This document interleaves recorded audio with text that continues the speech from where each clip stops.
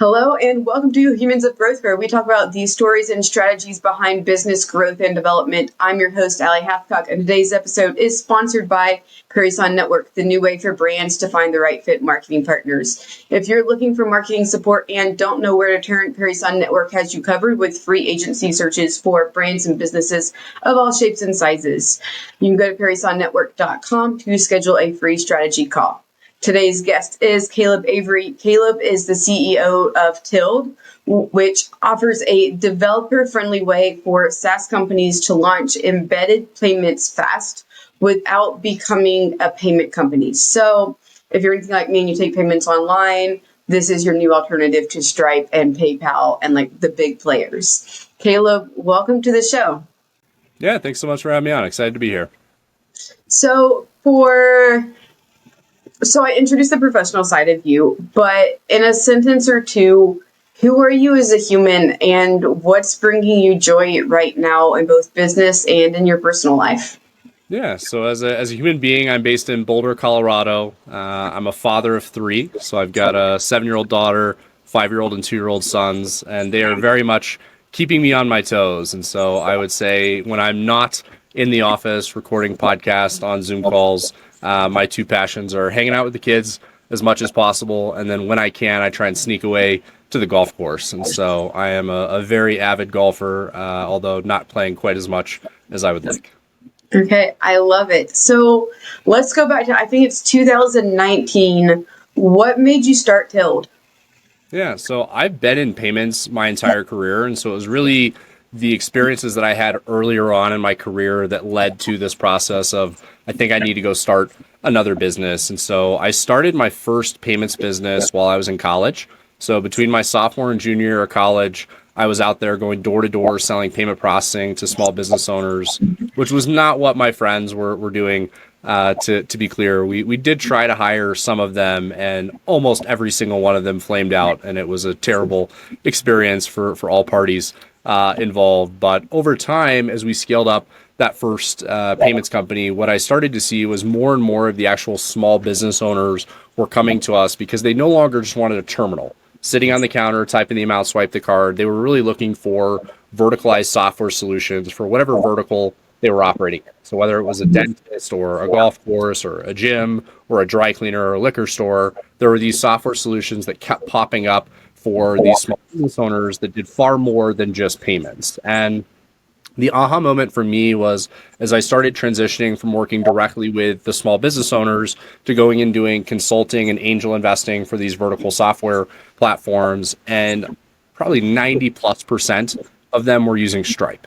And for me, as I started to get under the hood, I'm like, this is crazy. These guys are doing $300, $400, $500 million plus in payments volume, and they're making $0 in revenue on their payments. And for me, as a payments guy, I'm coming in thinking, you guys are leaving hundreds of thousands, if not millions of dollars in revenue on the table. How do we go fix this? And so as a consultant, I was recommending some of the other options that existed. And consistently, there was this struggle of, do I want a Stripe-like technology experience, but I'm not making money on my payments? Or do I want to go work with one of the legacy providers that I know I'm going to get this huge check every month, but I'm going to be banging my head against the wall with the technology that I have to use? And so 2019 was really that jumping off point where I was like, can we bridge these two worlds together and create that Stripe-like technology experience, but also create a great user experience where they can monetize the payments and enjoy the support that they're receiving along the way. Okay, so for anybody who's not in the finance world, when you say monetize payments, can you give us some context for that? Yeah, so let's take a specific example of a software platform that's selling to liquor stores. And so the software platform that's developing that point of sale solution for those liquor store owners, they would like to be able to earn revenue every time an individual liquor store utilizing their platform processes a sale of beer or wine on the platform. And where a lot of these guys come to us is they've implemented Stripe within their software, and they're making zero or very little revenue from all of those payments that are flowing through the platform. And so we're coming to them and saying, hey, you got $200 million flowing through this platform. What if you can make an extra $1 million a year in revenue? Would that be interesting to you? And of course, everybody wants an extra $1 million in revenue on the table. And so the question is always, okay, well, how hard is it to switch? And that's really where we've been leaning in to try and make that as simple a process as possible, where it's developer friendly and it takes a couple of weeks for them to get up and running on Tild. Cool. I love it. So how did you go about getting your first couple customers, and like what did your original go-to-market plan look like? So how we got the first customers is very different than what the original marketing plan was. Okay. So the original marketing plan was, let's go do outbound sales. We're going to hire BDRs, AEs. We're going to go do outbound. We've got these huge lists going to Capterra. There's all this knowledge of these thousands of software platforms that are out there. And at the same time, I started posting on LinkedIn. And pretty quickly, the social media posts were 10xing the leads that we were getting from the outbound email campaigns. And it's probably a combination of we weren't doing a great job at outbound, as well as the customers were really enjoying the content that we were putting out on LinkedIn. But for us, the pain point of folks hating Stripe was really resonating with folks online, where I kind of joke that the Venn diagram of people that use Stripe and think it's too expensive is a perfect circle. Like there's I don't think anyone out there that's using Stripe that's like, oh no, we love everything about Stripe. There's always we like the tech, but in that equation. And so being able to share the journey of building out the platform behind Tild is what resonated with a lot of the ultimate end customers that came inbound to us. So you were doing kind of a lot of behind the scenes founder led content. Exactly. And originally it was blogs, ebooks, and sharing more on the business side of, here's the problem that we're solving, here's the solution that we're thinking about building. And honestly, in the early days, we didn't even have anything to sell yet. We were building the platform behind the scenes. And so we were really just sharing the experience and the journey of like, hey, is this a problem that resonates with you guys as users of what are, future competitors' softwares? And almost instantly we were getting messages from people saying, hey, can I just talk to you guys? I have all of this experience using Stripe or NMI or one of these other tools, and I just would love to learn more about what you guys are building. And if I can help in any way, that would be great. And for me as a founder, I was always so surprised at how generous some people were with their time, where I had nothing to sell them. And a lot of these people never ended up signing up as customers for Tild, but they were willing to come and give us feedback as like beta design type partners. We were just showing them, here's what we're thinking about building in the API, here's what we're thinking about building in the dashboards, and got some incredible feedback along the way from real users that were out there, even before we were ready to go sell anything to anybody. I love it. It's really cool. I keep on hearing of like you see it as well, like the concept of like build it in public. Mm-hmm. And I've seen a lot of like when you're willing to be that level of vulnerable, like I don't have a product yet, or my like MVP is like barely usable. It's like people will still rally behind you because they see the potential, and they see, especially if you have a big pain point, like everybody and their brother hates Stripe, like dear God, like people will rally behind you and support you in a way that you don't always expect now, that considering how much the world has changed. I agree with that. I also think one of the things that I did as we started to post more and more content online was I was also sprinkling in these like personal posts. And so not only is it a vulnerable business post, but it's an authentic, this is Caleb outside of me at the office in the podcast studio. This is me on the golf course, or me at the beach with the kids, or taking them to the movies, or them driving me crazy in the car as we're trying to go to school. And it was like all of those real life moments, I think, allowed a lot of those folks to feel more comfortable reaching out to me, because it's like he's a real person. He's going through a lot of the same struggles that I am as a parent of little kids, or as a golfer, trying not to lose 10 golf balls around and going through that whole process. And so it's been fun for me to be able to connect with a lot of people that I've met through social media that have become customers, partners, friends along the way. And there's other folks that we just support each other from afar. I love their content, they love mine, and you build that community of people that are just out there. We have nothing to sell to each other. We're in different spaces, but we're supporting each other in the journey all the same. That's incredible. And are you still posting personal content? I am. I have been slacking off the last couple of weeks as I've been traveling quite a lot for work. and personal. But my goal is still several times a week to get content out there as a mix of personal and professional content, and sometimes stuff that I just think is funny. Which do you see performing better? Usually the professional stuff or the personal? I think it kind of depends on what lens you're talking about from a what's performing better, in the sense of a lot of times the personal posts may end up having better views or impressions, whereas a lot of times it's the actual business updates where we're posting, hey, here's this new solution that we're launching for enterprise partners that's actually going to end up, getting folks to come inbound to us. But it's really a mix. I mean, honestly, we still get solid inbound even from the personal posts, and so I think it's the combination of the two that's really powerful. Where I think if I was only talking about business, I don't know that people would care to listen in. It's like, how often do I want to hear about PayFac as a service, even if I'm interested in the topic? And if I'm only posting pictures of babies, then you're probably going to alienate people that are like, man, could this guy post something besides just a photo of the kid?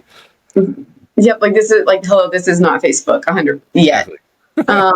And that's something that's interesting with LinkedIn is I kind of see the same trend of like the content that gets the most engagement is the personal, but it's like, but you need to sell at the same time. So how do you put the business stuff into the personal, or just let them kind of be separate, but the personal fuels the algorithm so that the business stuff performs?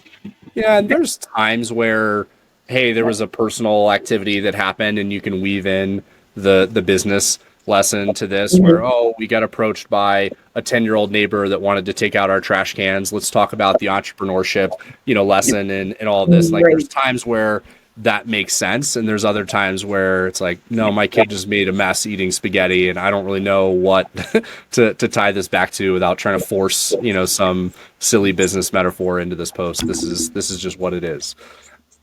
So did you have a 10-year-old kid who wanted to come take out your trash for you? We did, and he charges $2 a week to take out the trash and the recycling on a weekly basis. And the first post that I did about it, I had $100 bill in my wallet, and so I was like, "Is this good? Like, are you going to be around for a year?" And he was like, "Oh yeah, this is great." And so he was obviously very excited. Probably had not gotten a $100 bill from a customer on a $2 invoice.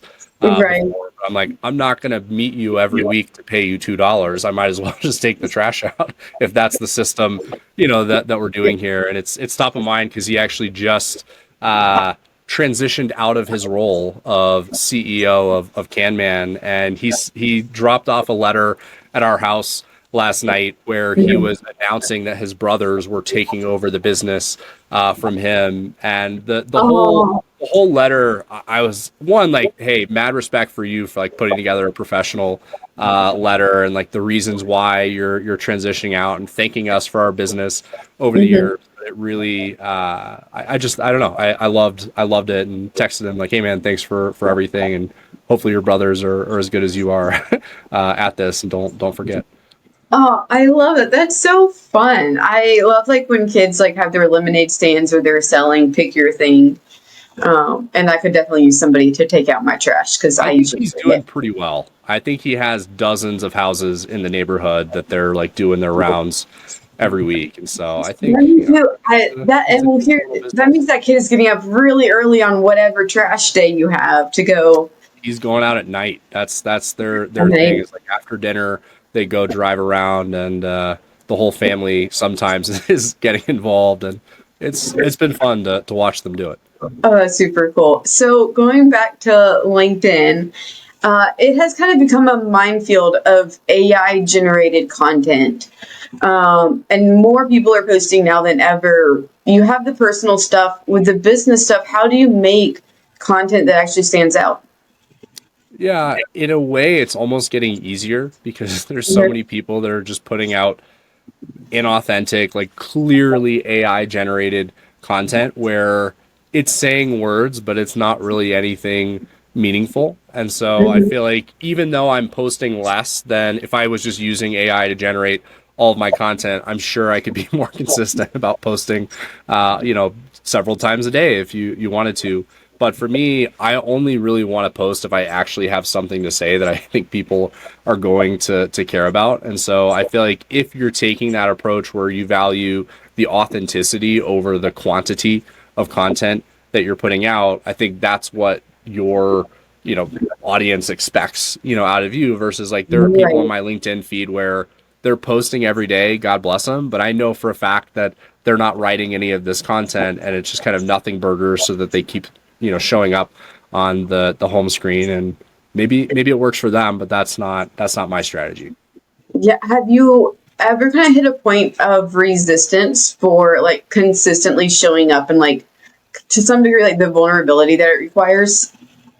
I would say there's definitely been periods of time over the last couple of years 'cause I've been posting pretty consistently since 2020. And so if I Okay. think back over the last 5 years, there's been periods where I'm just frankly burnt out and I don't feel like I have anything that I'm that keen to share. And if I need to go take a week or two off of posting, I'm actually quite happy to do it. And I don't think anyone's super upset out there like, man, I need, more payback as a service posts from Caleb in my life. And so I think people are gonna be okay if I, take a break for a bit. But for me, it's been helpful to have folks on my team that are there to like hold me accountable for like, Okay. hey man, it's been 3 or 4 days. Can you get a post out there? And so just having those folks that are willing to be um, you know nudging or nagging you about posting, I've Mhm. found at times is what I need to get over the hump and post a little bit more often. Yeah, so it's you on LinkedIn kind of leading the charge. Where does your team come into play with LinkedIn? Are they building out their personal brands as well on behalf of Tild, or what does that look like for them? Some certainly are. And so we have a number of folks on our team that are building out their own personal brand. A number of them have their own blogs and put out their own content. Some of it's related to Tilt, a lot of it's not. So a number of our engineers put out these incredibly complex blog posts that frankly are a little bit over my head on some of the topics Mhm. that Yep. they're talking about. But like that's what's really interesting to them. And so they're sharing things that they find really interesting, their networks find really interesting, and I love to see people putting themselves out there. And we have folks that'll share about the culture and the journey working at Tild, and then we have times where we'll say, hey, here's a partnership that we're looking to go promote and try and get more folks across the team to go share that, so we can get a little more visibility on some of the like Tild company posts that we're trying to go amplify. I love it. With LinkedIn, it's very much the long game compared to some sort of like outbound hiring a BDR, SDR, who's cold calling, just trying to get appointments on the calendar. How are you going about tracking KPIs, whether things are converting, especially towards the beginning when you were just getting started? Yeah, so I mean, like I mentioned, I've been posting pretty consistently since 2020, and I can pretty confidently say in the beginning the numbers were not impressive on followers, views, impressions, you name it, across the board. Not that exciting, but we still had consistent inbound from the posting, and so for me, it's sometimes hard to directly attribute, hey, this post led to this customer coming inbound. A lot of times we'll figure that out after the fact, where I meet the CEO of a client that signed up many months ago and ask him like, hey, how did you hear about Tild? And oh, well, I saw such and such post, or I saw your podcast with James Shepard, and that really resonated with me. And so we have a lot of this like anecdotal evidence over time that consistently is providing that feedback loop of like, okay, this is working, this is a valuable use of our time. And especially now that we've launched our enterprise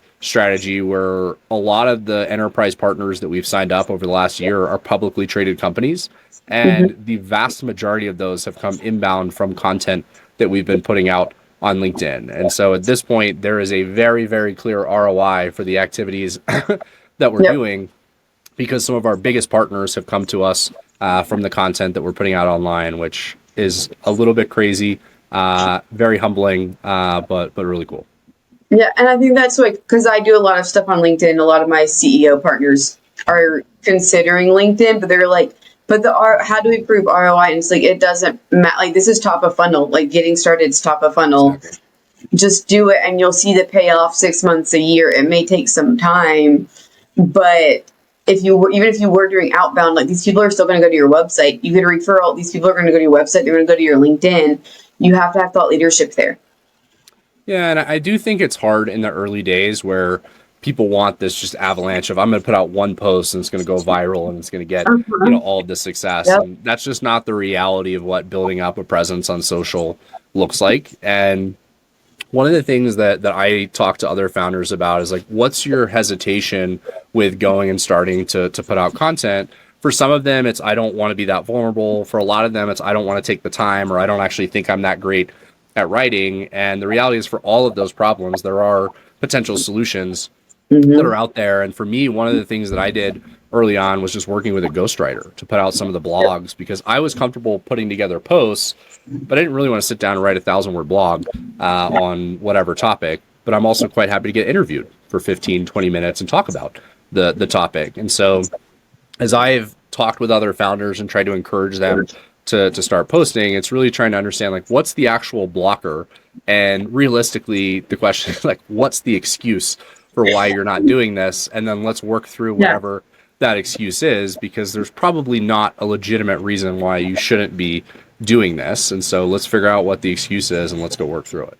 Oh, absolutely. I do a lot of ghostwriting for some of the CEOs, and because they're afraid to just say it themselves. It's like Yep. they can be interviewed all day long. They can talk to me. But when it comes to writing posts themselves, they either get scared or they don't know how to translate what's up here into actual language that a 15-year-old could understand. It's different. Yep. So LinkedIn seems like it has worked really well for you. Has there been any like channels or strategies that have kind of flopped and been the opposite of LinkedIn for y'all?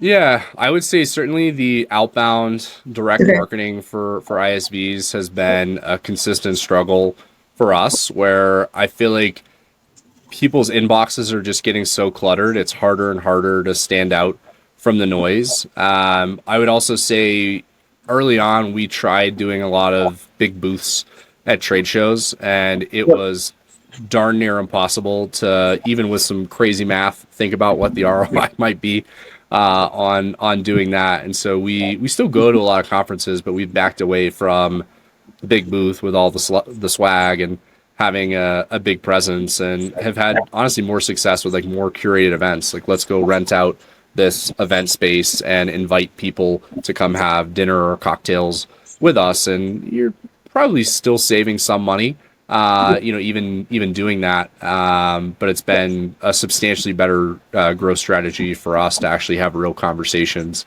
with legitimate prospects versus just whoever might be walking by in the booth.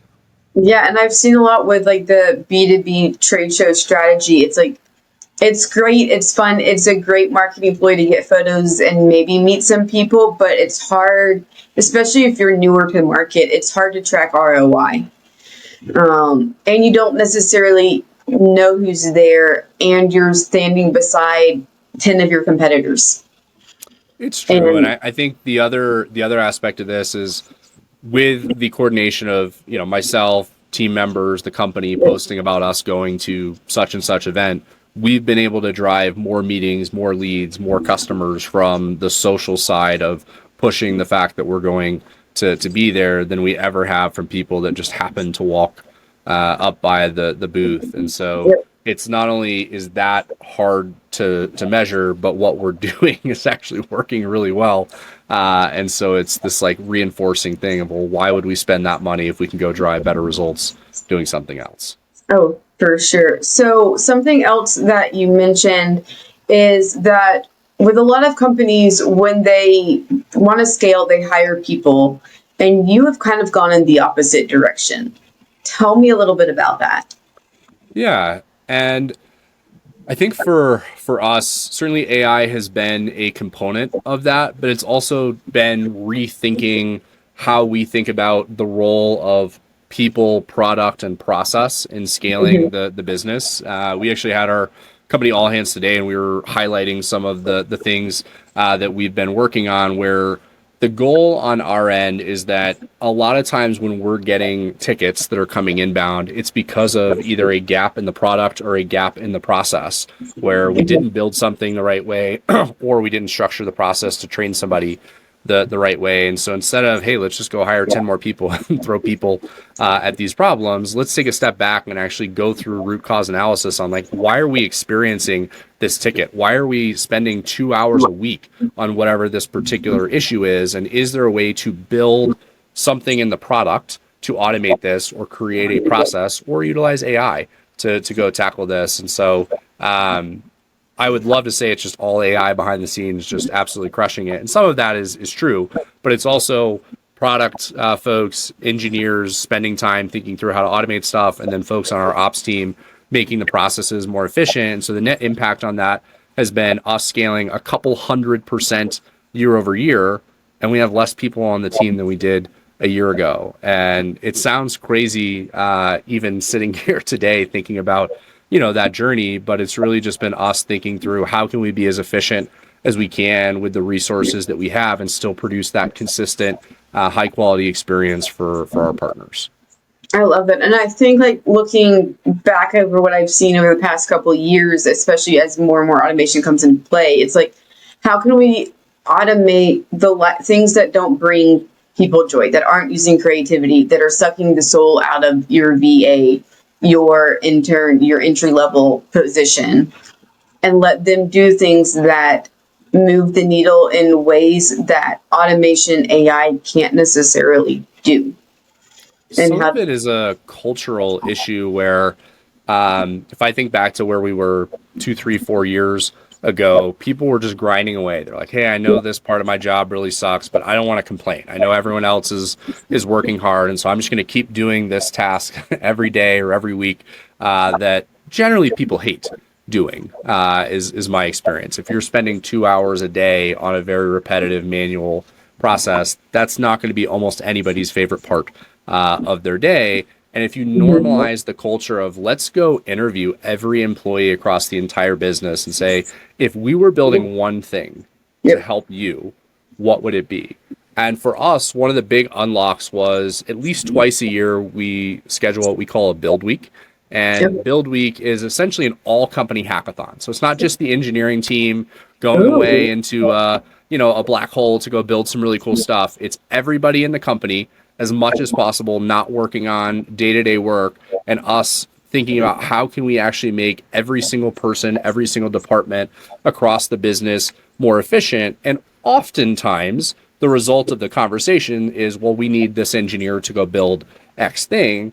But there's other times where maybe even people within the same department are experiencing the same problem, but one has found a better way to solve that problem. And so there's times where just having the open dialogue and the conversation is like, well, actually, let me show you how I do, this task day to day. Or the manager says, wow, we need to document a better process for how to do this. And the energy of those weeks is incredible because you take things that honestly, if we were just in normal day-to-day business, could take months to go implement some of the things that we're doing, but we're a startup. Let's move fast, let's break things, and let's actually get some of the stuff out into production to go help people, even if it's in kind of an MVP state, because it's internal tools and it's going to make their lives better. And I've been blown away over the last few years of some of the things that we've been able to accomplish during those build weeks. And it also reinforces that culture of like, it's okay to voice the fact that you're doing, this repetitive ACH monitoring process 2 hours a day, and you shouldn't be doing that. There should be a better way to go about it, and you have to normalize that. Right. And it's funny that you bring this up because I've had conversations with some of my agency partners in the past couple of days. I have a call right after this for it of like, okay, what are the things that our team members are doing that can be automated, can be streamlined so they can focus on what matters most. I think it's how do we build out like within our context of the company? We have 52 weeks. How can every team member allot 1 week or 1 or 3 hours every Friday afternoon for research and development? Because as new tools, processes, AIs come out, We book our employees where they're working 40 hours a week and they don't have time to do the research and development. So how do we create opportunities, avenues within a company to intentionally create space for R&D, for innovation, for engineering design weeks? I love it. And if all else fails, just assign some of those tasks to an engineer and they will figure out how to automate it real That's fast because that's about to they're be not me, going to it looks struggle like. in the process. Yes. So if you could give a CEO one piece of business and growth advice that we haven't talked about today, what would it be? Yeah, I think for me, one of the things that I didn't focus on enough in the early days and have been incredibly diligent about in the last, call it 18 months, has been really focusing on culture within the interview process. And Mhm. it doesn't matter how great somebody's resume is, if you think they're going to butt heads with the team or they're going to take a wildly different approach to the culture that's established within the business, it not only creates a miserable experience for them because they're joining an environment that they're really not set up for success, but it also frustrates the other existing team members that are already on the team. And it's just something that I didn't place enough emphasis on early on until frankly making the mistakes and having to let people go and then thinking back through, well, why didn't some of these hires work out? They had a great resume, they had all of the technical knowledge and skills to do this role, but they were butting heads with everybody across the organization. And I think if you can be more conscious about the culture that you're creating in the business, it can have a massive impact on the happiness of the team, but also the scale of the business. Awesome. Thank you for sharing. So, thank you so much for coming on the show today, Caleb. If people want to connect with you further, what is the best way for them to find you? Well, as we've talked about, LinkedIn is a pretty great way to get a hold of me. And so if you want to follow along on the journey, learn more about Tild, PayFac as a service, parenting mistakes, golf mistakes, LinkedIn, follow me, Caleb Avery. And if you want to read more content, we do have a lot of content available, blogs, ebooks, etc. on Tild.com. And so that's a great place to start if you want to learn more about what we're doing. Awesome. Thank you so much for everyone tuning in today. Thank you so much for joining. And remember, if you are looking for your next marketing agency, you can skip the grunt work and schedule a free strategy session over at perrysonnetwork.com. And we will catch you on the next episode of Humans of Growth.